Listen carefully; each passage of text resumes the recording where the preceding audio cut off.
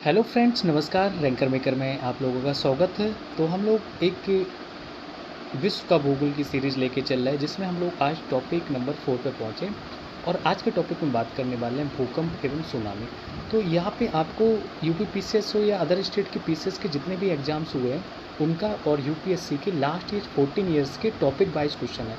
हम जो geography cover करा रहे हैं इसमें भारत का भूगोल पूरा कंप्लीट हो गया, आप लोग देख सकते हैं। ये वर्ल्ड ज्योग्राफी है जिसमें टॉपिक वाइज कैसे क्वेश्चन इससे आए हैं, भूकंप क्या है, सुनामी क्या है, इनके बारे में थोड़ा डिस्कस करेंगे। फिर आगे आपको इस टाइप के क्वेश्चन दिखाएंगे किस एग्जाम में कैसे क्वेश्चन आए, मतलब आपके स्टेट पीसीएस हो या यूपीएससी में कैसे क्वेश्चन आए। तो यहाँ पे एक जो वर्ड आया आपका भूकंप, पहले तो भूकंप को समझ लेते हैं। आई थिंक आप लोग जानते भी होंगे, बट मैं फिर से एक बार इसको और डिस्कस कर देता हूँ। भूकंप, तो ये जो भूकंप वर्ड है इसी को पहले ले लेते हैं। तो भूकंप की अगर बात करें तो भूकंप की जो घटना है ये धरातल के नीचे होती है। मान लीजिए हमारी पृथ्वी है ना, ऐसे ऐसे मत मान लीजिए, आप इसको ले लीजिए एक लाइन से, ठीक है। पृथ्वी है तो इसको जो धरातल पर जो घटनाएं घटित होती हैं उसी को हम क्या भूकंप कहते हैं। अगर हम बात करें तो जो भूकंप की क्या सारी घटनाएं एक ही जगह पर होती नहीं, प्रत्येक भूकंप समान गहराई पर उत्पन्न नहीं होते हैं, ये हम लोग जानते हैं। जिस स्थान पर अगर ये भूकंप की घटना प्रारंभ होती है उस स्थान को हम भूकंप मूल कहते हैं। मान लीजिए यहाँ पे ये घटना हुई है तो इसको हम क्या कहेंगे, भूकंप मूल कहेंगे। यही चीज़ों को समझना है कि और फिर इसके बाद हम आगे, क्योंकि कुछ लोगों ने बाद में मैसेज किया था मुझे कि आप सर डायरेक्ट क्वेश्चन करा रहे हैं तो थोड़ा सा इसको समझा दीजिए। इसको हम क्या कहेंगे, भूकंप मूल का किस पॉइंट को भूकंप मूल कहेंगे, जहाँ पे भूकंप स्टार्ट होता है या स्टार्टिंग पार्ट होता है वहाँ से यह प्रारंभ होता है। या इसको हाँ दूसरे नाम से क्या कहेंगे, अवकेंद्र कहते हैं। क्या कहते हैं, अवकेंद्र। इसको हम अवकेंद्र भी कह सकते हैं, अवकेंद्र कहते हैं। तो भूतल पर वह बिंदु जहाँ ये उद्गम केंद्र के जो समीपतम होता है उसे अधिकेंद्र कहते हैं। मान लीजिए यहाँ पे भूकंप हुआ, इसी के समीपतम जो बिंदु है कोई भी होगा तो उसको हम क्या बोलेंगे, अधिकेंद्र बोलेंगे। अधिकेंद्र किसे कह रहे हैं, जो भूकंप का उद्गम स्थल है उसके पास के पॉइंट को हम अधिकेंद्र कहेंगे। आई थिंक ये कलर सही नहीं लग रहा है आप लोगों को, मैं चेंज कर लेता हूँ, डार्क ब्लू कर लेता हूँ, ठीक है। हाँ कम दिख रहा है, ओके। तो ये भूकंप डेफिनेशन क्लियर हुई। एक बार फिर से रिकॉल करते हैं। भूकंप की घटना धरातल के नीचे घटित होती है और परंतु प्रत्येक भूकंप समान गहराई पर उत्पन्न नहीं होता है। ये चीज़ आपको समझ के चलना। लेकिन जिस स्थान पर ये भूकंप की घटना प्रारंभ होती है उसी स्थान को हमने आपको बताया भूकंप मूल या अवकेंद्र कहते हैं। लेकिन अवकेंद्र के पास ही जो भूतल पर बिंदु जहाँ ये उद्गम केंद्र के समीपतम होता है तो उसी को हम अधिकेंद्र कहते हैं। क्लियर हो गया भूकंप, डेफिनेशन क्लियर। अब हम थोड़ा सा और बात कर लें कि दशाओं के आधार पर भूकंप की जो तरंगों का विभाजन है वो कैसे हुआ है। क्लियर हो रहा है ना, वाइड स्क्रीन लगा लूँ क्या? अच्छा क्वेश्चन बाद में लिखाऊँ, पहले भूकंप टॉपिक करा लेते। अच्छा ठीक है, बढ़ा दिया क्वेश्चन, ओके। तो दशाओं के आधार पर अगर भूकंप की तरंगों का विभाजन करें तो इसमें आपके लिए 3 तरीके की तरंगें होती हैं।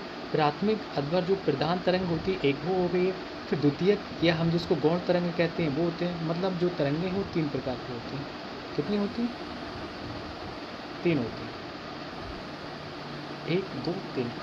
इसमें फर्स्ट प्राथमिक मतलब प्रधान किरण, ये प्रधान हो जाएगी आपकी प्रधान तरंग। पूरा लिखने को क्लास बड़ी हो जाएगी। अच्छा, द्वितीय आपकी गौण तरंग हो जाती है, ये दूसरी वाली गौण हो गई। तीसरी आपकी जो धरातलीय तरंग हो जाएगी क्योंकि धरातल के नीचे रहती है,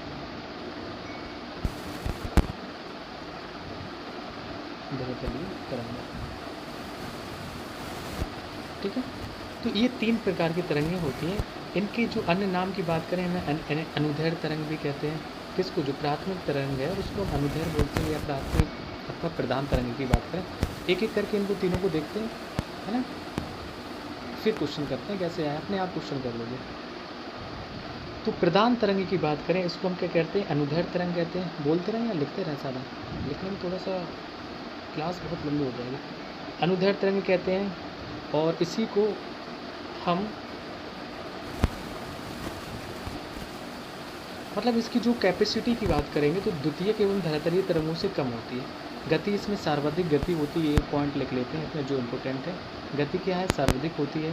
और विशेषता क्या है, ध्वनि तरंगों के समान होती है। कैसी होती है, ये ध्वनि तरंगों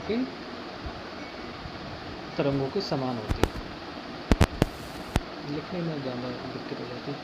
और संचरण कैसे होता है, तो पृथ्वी के प्रत्येक भाग में मतलब ठोस द्रव सभी माध्यमों में गति कर सकती है, मतलब ठोस हो, द्रव हो, गैस, सब में। कौन सी प्रधान तरंग, पहली जो प्रथम तरंग है उनको।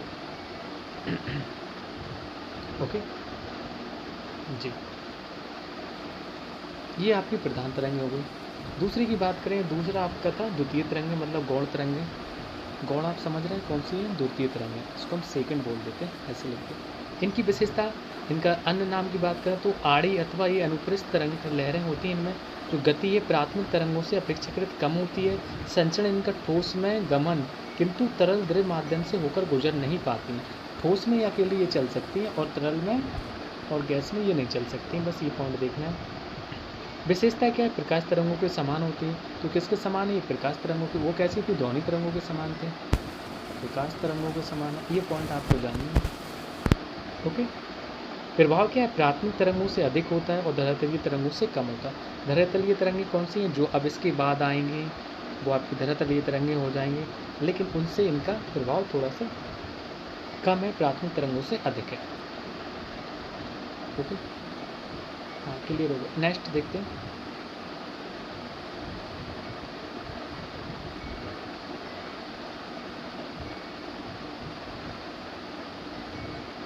तीसरी तरंग, तीसरे नंबर पे थी हमारी धरातलीय तरंग।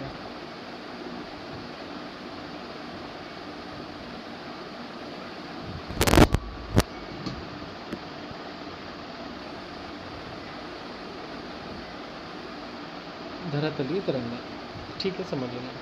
तो इसकी विशेषता की बात करें तो इनकी जो प्राथमिक तथा द्वितीय तरंगों की अपेक्षा ये कम होती है। गति की बात करते हैं पहले, गति कैसी है, प्राथमिक तथा द्वितीय तरंगों से कम है। अन्य नाम इनकी, तो इनको लंबी तरंग भी कहते हैं। क्या बोलते हैं, लंबी तरंग, ठीक है। भ्रमण पथ की बात करें तो पृथ्वी का धरातलीय जो भाग है हर जगह भ्रमण कर सकती है। विशेषता क्या है, पृथ्वी का पूरा चक्कर लगाकर अधिकेंद्र पर पहुंचना। अधिकेंद्र मतलब जहाँ से भूकंप उत्पन्न होता है उसके पास में एक पॉइंट होता है वो। प्रकृति कैसी है, सार्वधिक, ये विनाशकारी यही है, घूम फिर के वहीं से आ जाते हैं और सबको विनाश करके आ जाते हैं। तो ये तीनों प्रकार हमने भूकंप के बारे में देख लिए। अब देखते हैं अपने क्वेश्चंस कैसे हैं, या थोड़े से टॉपिक और बात कर लेंगे भूकंप के बारे में, क्योंकि पूरा टॉपिक ही क्लियर हो जाए तो अच्छी बात रहेगी ना। भूकंप की जो उत्पत्ति के लिए आवश्यक दशाएं क्या हो सकती हैं, तो वो हम देखते हैं। भूकंप की उत्पत्ति,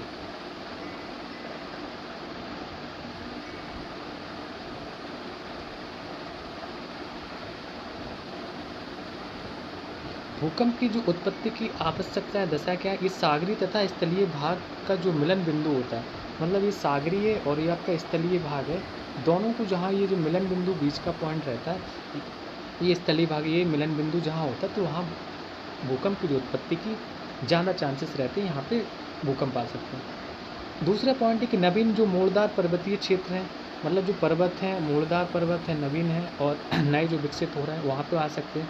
संरक्षित प्लेट सीमा एवं किनारे पे आ सकते हैं, और विनाशी जो प्लेट हैं, सीमाओं का अभिसरण क्षेत्र, विनाशी जहाँ पे दूर दूर जा रही हैं, टकरा रही हैं, वो भी इन सब की जगह।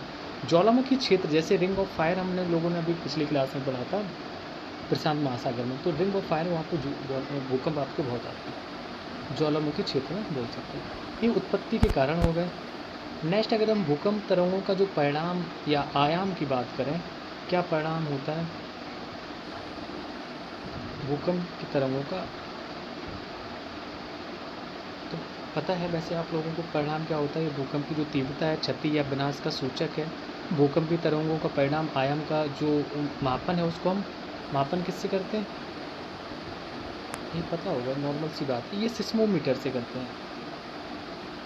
सिस्मोमीटर समझ लेना, थोड़ा सा अभी एक्सपीरियंस करना, सिस्मोमीटर से इसको हम समझते हैं, ठीक है। अगर हम भूकंप की तीव्रता की बात करें, तीव्रता है तो ये क्षति तथा विनाश का सूचक होती है, क्योंकि जितनी ज़्यादा तीव्र होगा उतनी ज़्यादा क्षति होगी, विनाश होगी, और माल जान और सबकी सब हानि होती है। मापन की बात करें तो मापन ये मरकेली से किया जाता है। देखो हमने अभी बात मापन आयाम जो परिणाम था वो उससे सिस्मोमीटर से, भूकंप की जो तीव्रता का मापन करेंगे मरकेली से करेंगे, मरकेली स्केल से, स्केल पर करते हैं। भूकंप का जो परिणाम है इसका मापन रिक्टर स्केल पर होता है। परिणाम देखना, जो मेजर किया ना वो रिक्टर स्केल पे आता है, तो ध्यान देना। हाँ, एक जैसे लग रहा है कि सिस्मोमीटर आयाम का मापन करते हैं, ध्यान देना। आयाम का मापन सिस्मोमीटर, भूकंप की तीव्रता का मापन मर्केली स्केल पर, भूकंप का परिणाम इसका मापन वेक्टर स्केल पर होता है। ठीक है, क्लियर हो गया भूकंप के बारे में। और भी कुछ बातों का अगर ध्यान देना है तो जो भूकंप अधिकेंद्र है सदैव भूकंप मूल के ठीक ऊपर स्थित होता है। ध्यान देना, मैंने बताया मूल के ऊपर स्थित होता है। हम क्या बोले, अधिकेंद्र की बात करें, मैंने कहा अगर यहाँ इस लाइन पे भूकंप यहाँ आया था तो अधिकेंद्र कहाँ होगा, यहाँ होगा। और ये यहाँ पे क्या था आपका, ये अपकेंद्र था, ये अपकेंद्र होगा, समझाया था ना अभी, और ये अधिकेंद्र हो जाएगा। ठीक है, ये क्या हो जाएगा, अधिकेंद्र। तो भूकंप अधिकेंद्र सदैव भूकंप मूल के अधिक ऊपर स्थित या समकोण पर होता है। समकोण पर है। भूकंप के फलस्वरूप समुद्र क्षेत्र में उठने वाली जो तरंगें हैं उनको हम सुनामी कहते हैं। तो इसमें हमारी हेडिंग भी है भूकंप एवं सुनामी। तो भूकंप के जो फलस्वरूप जो समुद्र क्षेत्र में उठने वाली तरंगें होती हैं वो इस सुनामी लाती हैं। डेफिनेशन सुनामी भी क्लियर है। प्रशांत महासागर में भूकंप तथा ज्वालामुखी से प्रभावित जो क्षेत्र है इसको हमने और लोगों ने पिछली क्लास में देखा, रिंग ऑफ फायर कहते हैं। थोड़ा सा भारतीय क्षेत्र में बात करें तो भारतीय उपमहाद्वीप का जो उत्तर पश्चिम प्रदेश है भूकंप ग्रहणशील है, जिसका कारण प्लेट टेक्टोनिक क्रिया है। भारत का भूकंपीय क्षेत्र सम्मिलित किया जाता है मध्य महाद्वीपीय पेटी के अंतर्गत। किसके, मध्य महाद्वीपीय पेटी के अंतर्गत हम भारत का भूकंपीय क्षेत्र को सम्मिलित करते हैं। रेक्टल स्केल का जो आविष्कार की बात करेंगे तो ये 1935 में आपका हुआ था। 1935 में क्या हुआ था, रेक्टल स्केल का आविष्कार किया था। किसने, चार्ल्स एफ रिएक्टर ने। एफ रिएक्टर कर दीजिए आप सीधा सा, F reactor. Okay, Richter scale आधारित होती है तो लघुगण की पैमाने पर होती है। भूकंप का पता लगाने एवं उसे रिकॉर्ड करने के लिए प्रयोग किया जाने वाला उपकरण है सिस्मोग्राफ है। इसमें लगभग 90% जो प्रतिशत भूकंपों का अनुभव किया जाता है। तो रिंग ऑफ फायर में मैंने बताया प्रशांत महासागर में जो है, तो जो धरातलीय तरंगें दो रूपों में हो सकती हैं, कि आपकी लौ तरंग होती है और रेलिंग तरंग होती है, ये आपकी धरातलीय तरंगें होती हैं। आई होप ये आपको टॉपिक क्लियर हो गया होगा, भूकंप और सुनामी। अब हम बात करते हैं क्वेश्चन किस टाइप के पूछे गए हैं। लास्ट 14 साल के क्वेश्चंस कैसे आए इस टॉपिक से, वो क्वेश्चंस के लिए हम बात करते हैं। तो पहला क्वेश्चन है हमारा कि कौन सा भाग सुनामी प्रभावित क्षेत्र नहीं है। देखो, सुनामी प्रभावित क्षेत्र पूछा है कि कौन सा नहीं है। ठीक है, तो बर्मा म्यांमार का तटीय क्षेत्र ये तो आते हैं, गुजरात का भी तटीय क्षेत्र, बंगाल की खाड़ी के तटीय क्षेत्र, सब जगह भूकंप आते हैं, इसे उपरोक्त में से कोई नहीं। हम बात करते हैं, थोड़ा इसका एक्सप्लेनेशन देखते हैं क्या है। मध्य प्रदेश पीसीएस का क्वेश्चन था। सुनामी प्रभावित क्षेत्रों में बर्मा, ये आपका जो म्यांमार का तटीय क्षेत्र है, गुजरात का क्षेत्र, बंगाल की खाड़ी का तटीय क्षेत्र आदि प्रमुख महासागरों में भूकंप या ज्वालामुखी क्रिया होती है।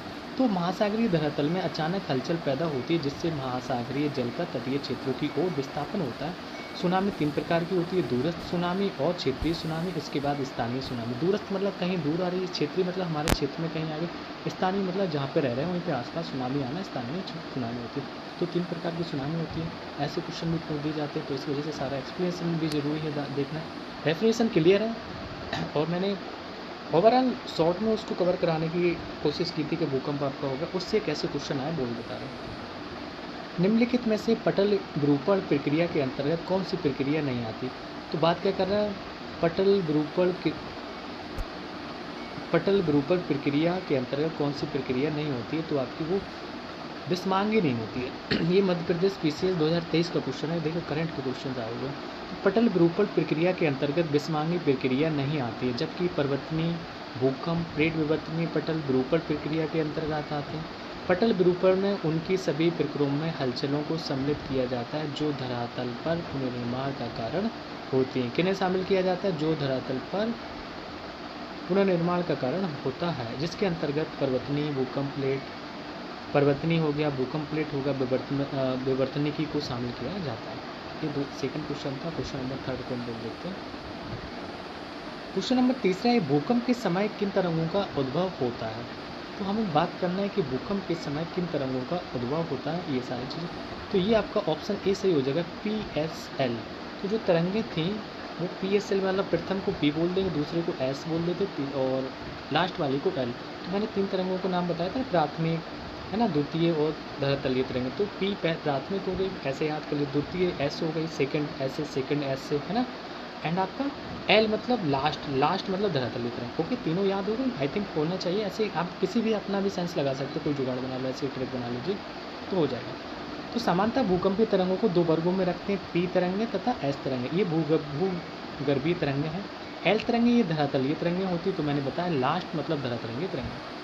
पी तरंगें भूकंप के उद्गम स्थल के चारों तरफ उत्पन्न होती हैं। पी फर्स्ट, प्रथम। ओके, पृथ्वी पर सबसे पहले इन्हीं तरंगों का अनुभव होता है, इन्हें प्राथमिक तरंग कहते हैं। पी तरंग के बाद पृथ्वी की सतह पर एस तरंगें पहुंचती हैं, इसलिए इन्हें द्वितीयक मतलब सेकेंडरी तरंगें कहते हैं। ये केवल ठोस माध्यम में गमन करती हैं, अभी हम लोग पढ़ चुके हैं। एल तरंगों को लव वेव भी कहते हैं। एल मतलब लास्ट तरंगों को हम क्या लव वेव भी कहते हैं। इनकी जो तीव्रता है सबसे अधिक और सर्वाधिक विनाशकारी भी होती है। क्वेश्चन नंबर, सुनामी की उत्पत्ति किसके द्वारा होती है? तो हम लोगों ने डिस्कस किया था कि समुद्र के भीतर उत्पन्न होने वाले भूकंप से, और हमने क्या आपको बताया था, भूकंप के फलस्वरूप समुद्र क्षेत्र में उठने वाली तरंगें, तो इसके कारण या समुद्र के भीतर उत्पन्न होने वाले भूकंप से सुनामी की उत्पत्ति होती है। ओके, तो सुनामी की उत्पत्ति के समुद्र के भीतर उत्पन्न होने वाले भूकंप से होती है। महासागरीय जल की सतह का औसत जो दैनिक तापांतर 1 डिग्री सेल्सियस इससे कम होता है। समांतर रूप से महासागरीय सतह के जल का जो उच्चतम तापमान 2 बजे अपराह्न तथा न्यूनतम तापमान, देखो ध्यान देना, समांतर रूप से महासागरीय सतह के जल का जो उच्चतम तापमान 2 बजे और न्यूनतम तापमान 5 बजे अंकित किया गया। क्वेश्चन नंबर 5 है, भूकंपीय छाया क्षेत्र से संबंधित निम्नलिखित कथनों को पढ़िए तथा सही विकल्प को चुनिए। कथन 1 में दिया गया है कि एक भूकंप का छाया क्षेत्र दूसरे भूकंप के छाया क्षेत्र से सर्वथा भिन्न होता है। दूसरे में दिया गया कि भूकंप अधिकेंद्र से 105 के बाहर किसी भी दूरी पर पी एवं एस दोनों तरंगों का अभिलेखन करते हैं। तो यहाँ पे इसका ऑप्शन देखते हैं, क्वेश्चन से काफ़ी अच्छा था। ऑप्शन बी सही है, यहाँ पे देख लेते हैं बी में क्या लिखा था। बी में कथन 1 सही है लेकिन कथन 2 गलत है। एक क्या सही है, एक भूकंप का छाया क्षेत्र दूसरे भूकंप के छाया क्षेत्र से सर्वथा भिन्न होता है, तो ये बिल्कुल सही है। एक्सप्लेनेशन देख लेते हैं, क्लियर कर लेते हैं। क्या, एक भूकंप का छाया क्षेत्र दूसरे भूकंप के छाया क्षेत्र से सर्वथा भिन्न होता है। ध्यान देना, सर्वथा लिखा है ना हमेशा, क्योंकि प्रत्येक भूकंप के छाया क्षेत्र का निर्धारण उसके केंद्र, अधिकेंद्र, तीव्रता आदि पर निर्भर होता है, जो एक दूसरे से सर्वथा भिन्न होते हैं। मैंने बताया ऐसे क्षेत्र जहाँ कोई भी भूकंपीय तरंगों का अभिलेखन नहीं होता है उससे हम भूकंप छाया क्षेत्र कहते हैं। डेफिनेशन क्लियर हो गई कि भूकंप छाया क्षेत्र क्या है, भूकंप तरंगों का अभिलेखन नहीं होता है वहाँ पे, उन्हीं को हम भूकंप छाया क्षेत्र कहते हैं। भूकंप अधिकेंद्र से 105 और 145 के बीच दोनों तरंगों के लिए एस और पी छाया क्षेत्र होती हैं। बीच के जो क्षेत्र बच जाता है उसको हम छाया क्षेत्र कहते हैं, 105 से लेकर 135 डिग्री तक। क्वेश्चन नंबर 6 है, निम्नलिखित कथनों पर विचार कीजिए। भूकंप लेखी जिसमें हम सिस्मोग्राफ में एस तरंगों से पूर्व तरंगें पी अभिलिखित की जाती हैं। पी मतलब प्रथम है ना, सेकंड एस हो जाएगा, एल आपकी लास्ट। तो दूसरा ऑप्शन था इसमें, कथन है पी तरंगों में अलग अलग कण तरंग प्रसार की दिशा में आगे पीछे कंपन करते हैं, जबकि एस तरंगों में कण तरंग प्रसार की दिशा के समकोणीय ऊपर नीचे कंपन करते हैं। तो उपरोक्त में से कौन सी कथन सही है? तो सी सही ऑप्शन है, मतलब पहला दूसरा दोनों सही है। अभी भूकंप लेखी सिस्मोग्राफ में एस तरंगों का से पूर्व तरंगें पी अभिलिखित की जाती है, बिल्कुल सही है। और पी तरंगों में अलग अलग कण तरंग प्रसार की दिशा में कंपन करते हैं, जबकि एस तरंगों में कण तरंग प्रसार की दिशा में समकोणीय ऊपर नीचे कंपन करते हैं। ओके, तो ये इसकी डेफिनेशन दी गई। हम देखते हैं भूकंप एक धरातलीय अभिक्रिया से उत्पन्न भौगोलिक परिणाम है जिसमें धरती एकाएक कंपन करने लगती है। यह भूकंप के दौरान उत्पन्न तरंगों के कारण होती है। ये तरंगें 3 प्रकार मतलब पी, एस और एल की होती हैं। जिसमें सिस्मोग्राफ भूकंप तरंगों के मापन की एक इकाई है। तो सिस्मोग्राफ पर एस तरंगों से पहले हम पी तरंगों का अभिलेखन किया जाता है, और क्योंकि पी तरंग का वेग जो है एस तरंग से अधिक होता है। पी मतलब प्रथम, एस से अधिक हो रहा है पी का, पी ठीक है, पी क्यू आर एस ऐसे समझ लो, पी पहले आता है, ठीक है, आज एस बाद में। पी तरंगें प्रसार की दिशा में गति करते हुए आगे पीछे कंपन करते हुए चलती हैं, जबकि एस तरंगें प्रसार कंपन करते हुए चलती हैं, जबकि एस तरंगें प्रसार की दिशा में समकोणीय ऊपर नीचे कंपन करते हुए आगे बढ़ती हैं। तो इस प्रकार दोनों कथन सही थे। आई होप आप लोगों को ये चीज़ें पसंद आ रही होंगी। चैनल को लाइक करें, सब्सक्राइब करें और अपने दोस्तों को शेयर करें, ठीक है। मिलते हैं टॉपिक नंबर 5 में, जिसमें हम बात करेंगे महाद्वीप की। किसकी बात करेंगे? महाद्वीप की। ओके।